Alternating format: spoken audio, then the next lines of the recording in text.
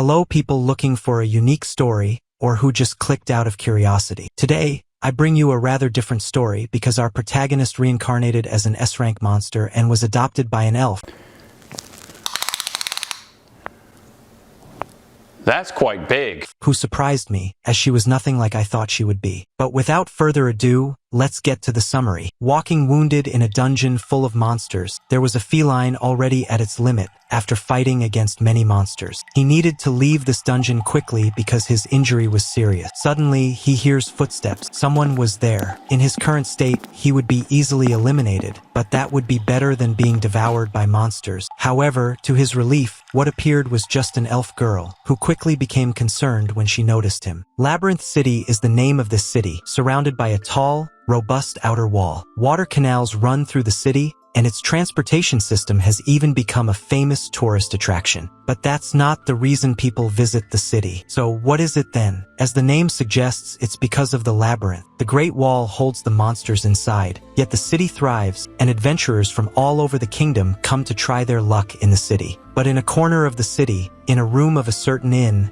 a monster wakes up. Confused, he quickly remembers that he should have died in the dungeon, so where is he? Then, suddenly, when she notices he's awake, a beautiful girl approaches to check on him. The beautiful elf was happy that the cat seemed fine, while he thought she was an angel and had accepted that he might have actually died. However, relieved that he was okay, the girl now says he scared her because when she went into the dungeon on her last mission, she found him fallen and wounded. And picking him up in her arms, she lifts him, hugs him, and starts to pet him. But even so, he didn't seem to enjoy it. In his mind, he was only surprised by the size of everything and how the girl was treating him like a lost kitten. But even though he was a monster or not, inside he was human. And while thinking about all this, he gradually became more comfortable. She not only saved him, but also tended to his wounds. However, interrupting his thoughts, she pulls him closer and lies down on the bed to sleep together. Now he recalls the moment he arrived in this world, in a dark cave. He is a behemoth, an S-rank monster. And as soon as he appeared there, a group of monsters emerged to attack him, but searching for a powerful ability in his stats, he finds one and simply barbecues them. After this feat, he can't even believe he's that strong. But then again, it's expected of an S-rank monster. However, he needs to leave soon because just as the previous monsters mistook him for food, others might show up too. After walking for a long time, he finds the remains of a defeated slime, which immediately makes his stomach growl and drool. So he decides to try eating it even though it has a strange smell. He bites it and is surprised. It's sweet, and now he can't stop devouring it. After finishing, he wonders how he ended up in this condition, a guy who was once so proud. However, looking at his skills, he realizes he obtained a new skill and also had a boost in them. His new skill is called absorption. Testing it, he absorbs the remains of the slime he had devoured and stores it for later, surprising himself once again with his abilities. But even so, now that he's in a monster's body, he remembers how truly blessed human life is. He used to be a proud person. He must become stronger, so he begins to fight low-level monsters. First, he challenges and defeats a venomous C-rank snake, then a lesser dragon B-rank. After that, he challenged a C+ rank minotaur, and then he encountered an extremely strong golem that made him realize he can't defeat creatures stronger than that, at least not until he gets used to this body. At the end of his hunt, he gained several new abilities, and though he's used to humans, he would prefer not to face one if possible. After walking for some time, he finds a chest that immediately catches his attention. But thinking it would be useless to take whatever's inside, he convinces himself to move on. However, his desire is stronger and he returns. Upon opening it, he finds a large diamond and decides to take it for himself. However, the expected soon happens, and he is teleported to another place. He was now in a dark place with a sinister atmosphere. That crystal was possibly for teleportation, but now wasn't the time to think about that, as there was something there much stronger than him and it was getting closer. He tries to hide in the shadows, when suddenly he hears a voice asking how long he intends to stay on top of it. He falls from where he was, and that mysterious creature was furious for disturbing its sleep. Just looking at it, he felt utter terror. It was an earth dragon, an S-rank monster, which quickly attacked him with its claws, leaving him with no way out but to use the iron body ability he obtained from the golem. However, he was thrown far away, and his iron body only prevented instant death, which made the dragon praise him but still underestimate him, thinking he would die soon. At that moment, the cat took the chance and attacked it, hitting one of its eyes, then using his remaining strength to escape as quickly as possible through a gap in the ceiling, using the flying ability of the B-rank dragon he had defeated earlier, while the Earth Dragon ordered him to come back immediately, but of course he didn't. And now we return to the present, with him waking up between those two melons and realizing he had fallen asleep, quietly staying in place. After a while, the elf girl also wakes up and wishes him good morning. If she hadn't saved him, he would be dead now, and after petting him a bit, she decides to change, and he notices how beautiful she is. This scene reminded me a lot of one from Goblin Slayer. Seeing this animated would be amazing. Then, he remembers that this girl is an adventurer, which makes him wonder how she moves around equipped with such huge melons. After gearing up,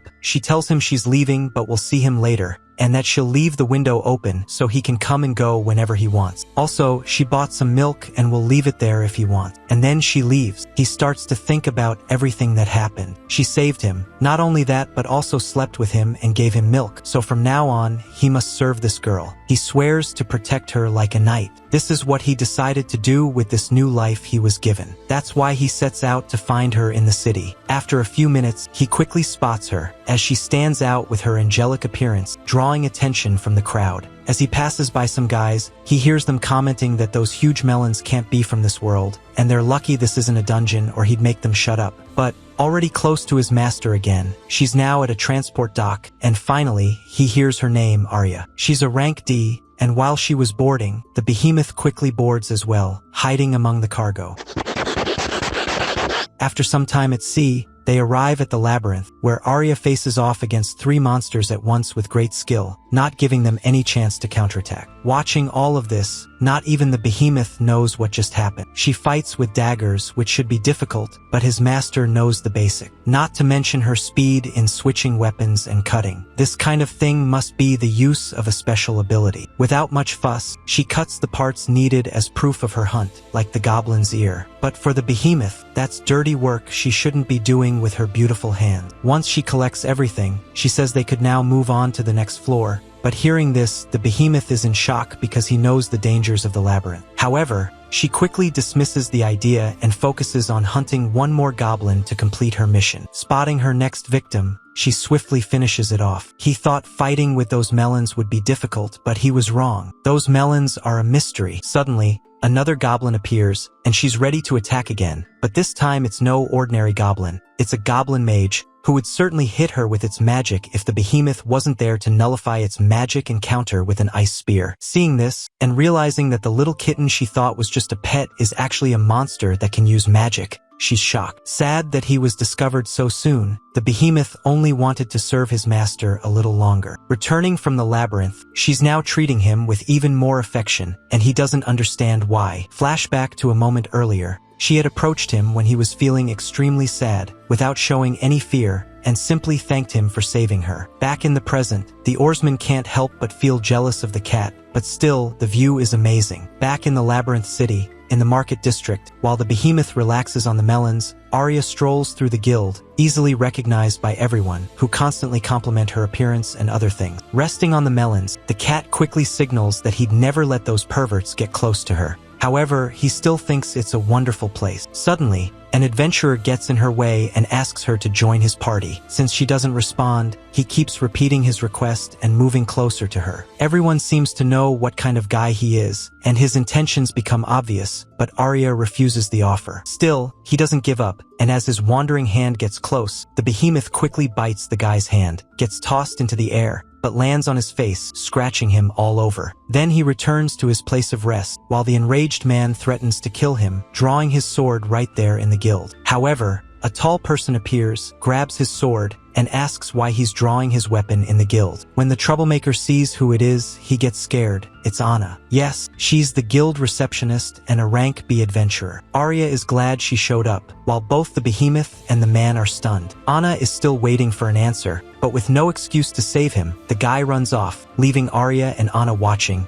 confused. Afterward, Arya thanks her for the help, and Anna simply says that if she ever gets into trouble, she should call for her. Behemoth notes that Anna is a friend of Arya, so he begins to relax. But noticing the cat's actions, Anna remarks that he's quite promising and acted like a gentleman. Arya then tells her that he had just saved her from a goblin mage in the dungeon, using magic to do so. Anna, finding this odd, begins examining the cat, and he becomes anxious. If he's discovered as a monster, he'll be killed. Anna comes to her conclusion. A cat that uses magic and has orange-striped fur, he's surely already bracing for the worst. Behemoth awaits the final word, but what he hears is that he must be an elemental cat. Arya agrees as she had her suspicions. Thinking it would be his end, the Behemoth now breathes a sigh of relief. An elemental cat in this world isn't a monster but an animal that understands human language and uses magic manipulation. Showing him to the other adventurers, they all confirm that they're indeed looking at an elemental cat. After this, Arya decides that his name will be Tama and that from now on, he'll be her official pet. But while the cat is happy to be her pet, what Arya wants with him is a bit crazy. Anna mentions that elemental cats can grow up to 2 meters, change gender, and may even attack Arya during mating season. Hearing all of this, Arya says it's fine and even asks Tama to grow big soon. My god, what a pervert. And if that wasn't enough to understand, she makes it clear they'll do a lot of Nyan. Even Anna is shocked, reminding Arya that she came to the guild to report her goblin hunt. Arya hands over the goblin ears, and Anna confirms that she managed to kill 10, sending her to wait at the bar. Seeing an opportunity, some guys start calling for Arya to sit with them, but, as usual, she declines and moves to a corner of the guild. She then begins to play with Tama, rubbing his belly. The problem starts when this crazy woman begins fantasizing again, but Tama lets out a scream and tries to escape, bringing her back to reality. Leaving the guild, they only now realize it's nighttime, and Arya apologizes to Tama for earlier. Now they're heading home, but before that, they stop to buy dinner. Passing by some stalls, the vendors start calling out to her. One sells skewers and the other, stew. She approaches a stall, buys 5 skewers and a stew. But the vendors give her much more than she ordered, saying it's because she's a special customer. Getting closer to Tama, one of the vendors starts using him as an excuse to stare at the melons he's resting on. Noticing this and preparing to attack, Tama is quickly stopped by Arya, who tells him to stay still until they get home. Watching that scene, the vendors can't help but wish they had been born a cat. Back home, Tama was relaxing on the bed, and Arya called him to eat together. She served him skewers while asking him to eat a lot and grow up quickly, and to his surprise, he loved eating that. As he ate, Arya began to say that today is a wonderful day because she was saved in the dungeon by Tama and discovered that he is an elemental cat. Looking at her drinking alone, Tama couldn't help but find that scene sad. However, it's better than her drinking with strange people. Sometime later, already drunk, and watching Tama clean himself alone, she asks why they don't take a bath together, and with everything ready, she calls him again. But how could he, a proud knight, take a bath with his master? However, she thinks she can't ignore this, especially since it's a request from her master, so he accepts and goes, using the excuse that he needs to stay close to his master in case something happens. But before we get to that, we go back a few minutes to Arya humming as she walked to the hot springs and Tama repeating in his mind that he is only there if something happened. They then arrive at the entrance, and even though it's so late, the girl says Arya can go and enjoy the bath, her and her little cat. And while Arya was changing, Tama kept repeating that he was there only as a knight, but he wasn't fooling anyone. Finally, they both enter the bath, and feeling a bit down, Arya asks Tama if he thinks she has become strong. She tells him that the country she was born in was attacked by demon troops years ago. But on that day, she was saved by a beautiful elven warrior, who later became her master. Reflecting on this, Tama remembers a warrior who saved an entire country by himself, named Master Fencer. Arya wants to be like her, but even today she needed to be saved by Tama when things got complicated. Understanding her frustration, Tama approaches her face to comfort her, while telling himself that he will protect her until the day she fulfills her ambitions. The next day, they went to visit the armor shop, and the blacksmith greeted them cheerfully. Her name is Vulcan, and she is a friend of Arya, but hard to find around there. Vulcan says she was there today because she was finishing a special order. As she approached Arya, Vulcan soon noticed the little cat staring at her, and Arya introduced him as Tama. She said he had become her pet yesterday, and that he is an elemental cat. Hearing this and getting more and more excited, Vulcan asked to hold him too. And what about the melons? They don't seem that big, but they also don't seem that small. I'd say they are avocados. Anyway, In Vulcan's avocados, Tama stretches and relaxes, while the girls find that extremely cute and feel like it's a dream. Hearing that, Tama agrees, but that this is more of a dream for him than for them. Suddenly, Arya calls Vulcan and goes straight to the point, as she would like to ask something. She wants to know if Vulcan could create a special armor for Tama. She asks if she plans to fight alongside an elemental cat, and extremely excited, Arya says yes. Watching all this, Tama feels honored that she thinks so much of him. Having been mistaken for an elemental cat, he cannot use defensive abilities, or he will be discovered. However, by using armor, things change, as he can fulfill his duty and be a shield for his master. This request from Arya leaves Vulcan extremely excited, as she had never made armor for animals before, and so they spend some time just planning the design. The next morning, Tama wakes up in the best place possible, and Arya wishes him a good morning. And while stretching, Arya asks him to pamper her a lot today, and thinking about what to do, he has an idea. Tama licks his master's pointed ear, wondering if she would be happy with that. Then he gets scared and jumps out of bed. Arya was asking for more, and now Tama realizes that she is not just an elf, but a pervert. She grabs him, and he thought it was all over until there's a knock on the door, and Tama is saved. Arya opens the door, and Vulcan says she finished the order and was eager to deliver it as quickly as possible, so she apologizes for showing up so early. She worked all night on it. She then enters, and they can't wait to put the armor on Tama, who is grateful for not having to pay for it.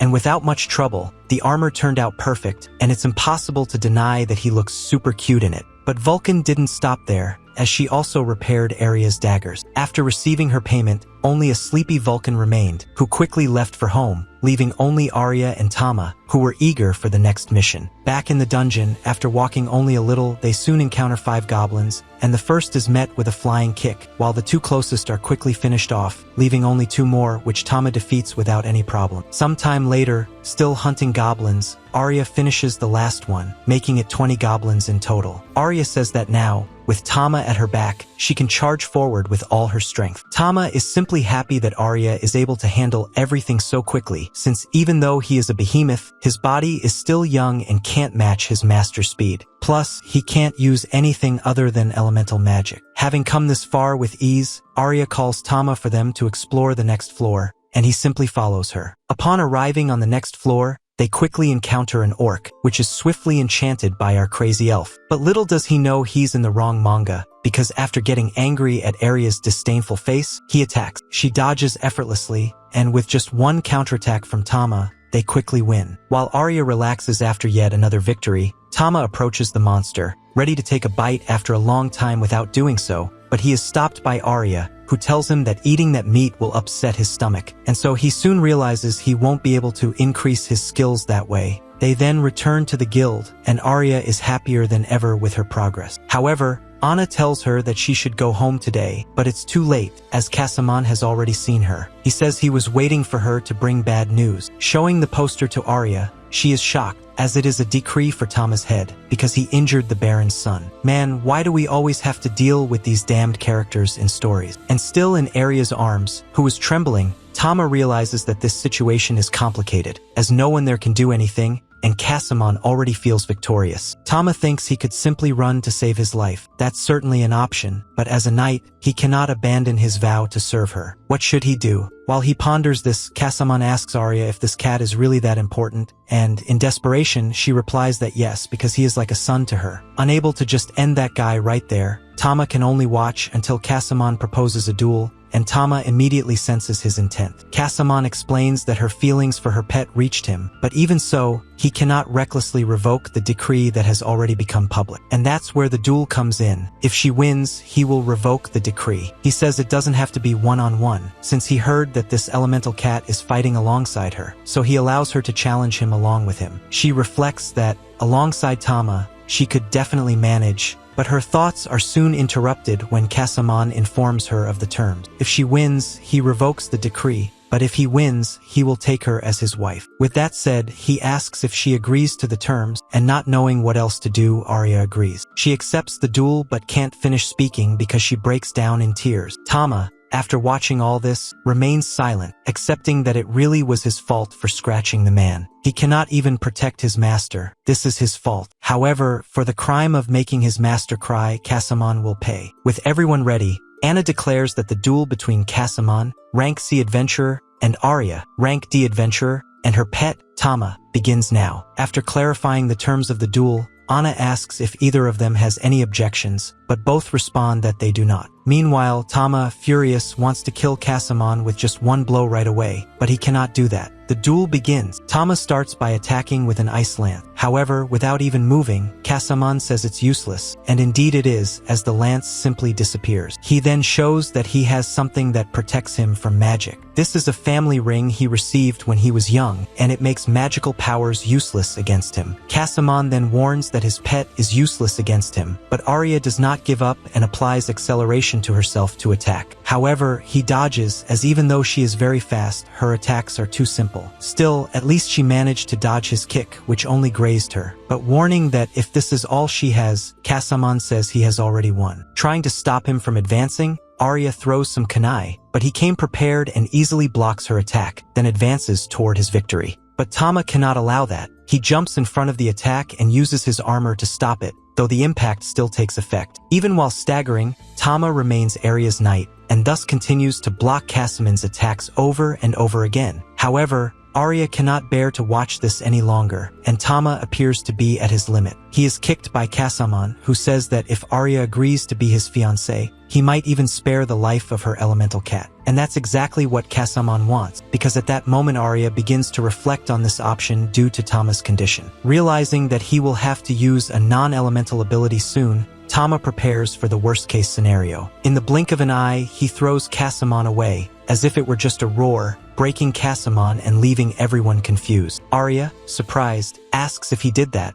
but Tama is exhausted and can barely meow, so Arya gently places him on the ground and approaches to finish off Casamon, who says he can hardly move. However, Arya does not care and ends the duel. In the end, Casamon still had a glimpse of something which I can't even show you here. Look for chapter 6 and you'll understand. And so, Arya and her pet, Tama, win the duel, and she quickly makes Tama drink a potion. Later, at night, they are celebrating with a lovely dinner, but Arya seems to be feeling down for some reason. Then she shouts Tama's name, picks him up in her arms, and thanks him for protecting her again, but tells him not to do something so dangerous again. However, she doesn't need to worry, as now Tama has more tricks up his sleeve because, according to Anna, that ability Tama used was a racial ability. Because it's so powerful, he won't get close to death so easily anymore. And for having been the one who got hurt the most and still trying to cheer her up, Arya finds him even more adorable. But let's stop here. Did you enjoy the work? Want more videos? Then subscribe to the channel, leave a like, and a comment. With that said, see you next time.